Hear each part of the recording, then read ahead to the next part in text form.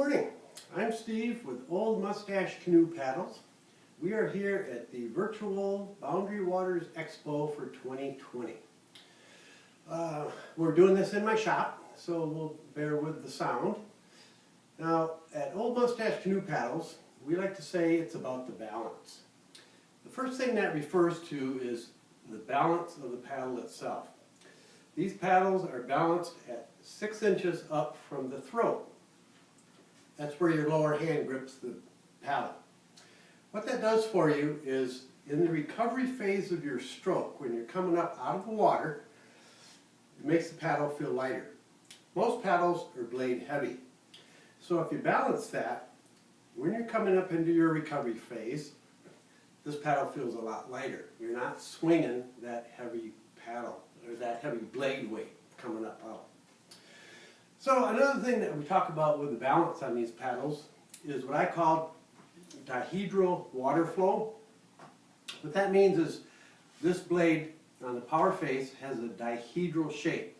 It's thicker in the center than it is on the edges, so it's shaped like this.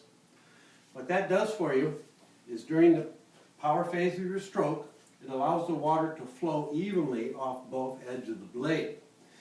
That reduces flutter, and it makes the paddle more efficient.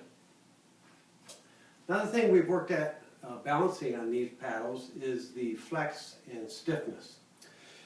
You want a paddle to be somewhat stiff so that it's more efficient when it's transferring the power to the water. But you also want a little bit of flex in there. I build most of the flex into the blade area of these paddles, just enough so that it's easier on your joints, on your arms, your shoulders, and your wrists. Another thing that we're balancing on these is the ergonomics. These paddles feel good in the hand. This is a modified T-grip in the grip and an oval-shaped shaft. So these feel natural. You don't have to grip very hard on these paddles to transfer your power to the water. We're also trying to balance the weight and the strength. It's pretty easy to build a strong paddle. You just use stiff, hard, and heavy wood.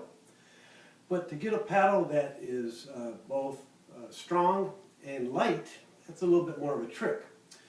That's accomplished by how you build the paddle and what materials you use. One more thing we're trying to balance on these is beauty and function. These paddles look pretty good. They look nice hanging on the wall. But I've spent a lot of time building prototypes and testing them out in the water to make them functional.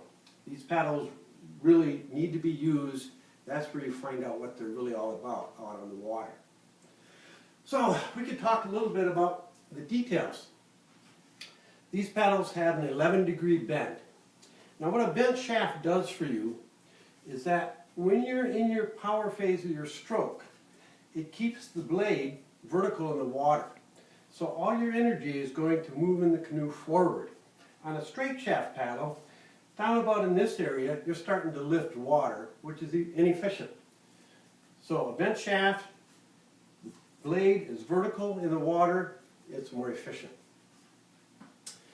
The weight on these paddles is about 16 to 17 ounces. They vary just a little bit. Now I can make these paddles lighter, but I add weight to the grip so that, once again, we can achieve that balanced effect. One way I do save weight on these paddles is by doing a hollow core.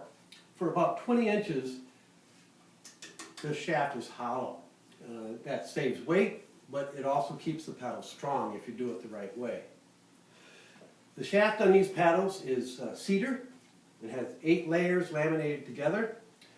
Cedar is very light, and by laminating it together, you can make it fairly stiff. The blade on these paddles is mostly cedar in the center.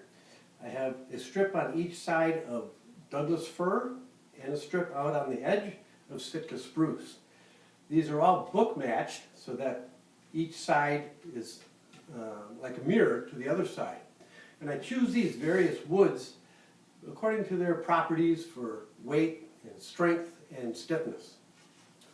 The blades on these paddles on both sides are laminated with 2-ounce fiberglass cloth. That stiffens the blade and it also protects it. At the very bottom edge of these blades, inside, I have a piece of wood that runs crossways. That stiffens the blade this way. I also do an epoxy edge on these blades. That's pigmented epoxy, so the color runs all the way through. And what this does is it protects the blade from rocks and anything that you might run into. It saves the wood on the paddle blade. These paddles are completely encapsulated in epoxy. They get 2 coats of epoxy. That waterproofs them, and it stiffens and strengthens the surface of the paddle. After that's done, these are sealed and finished in spar urethane.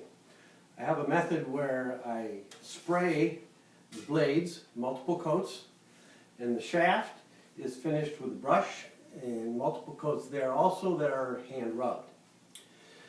So, thanks to Quinn at Bearskin Lodge, Quinn and the crew for putting this all together.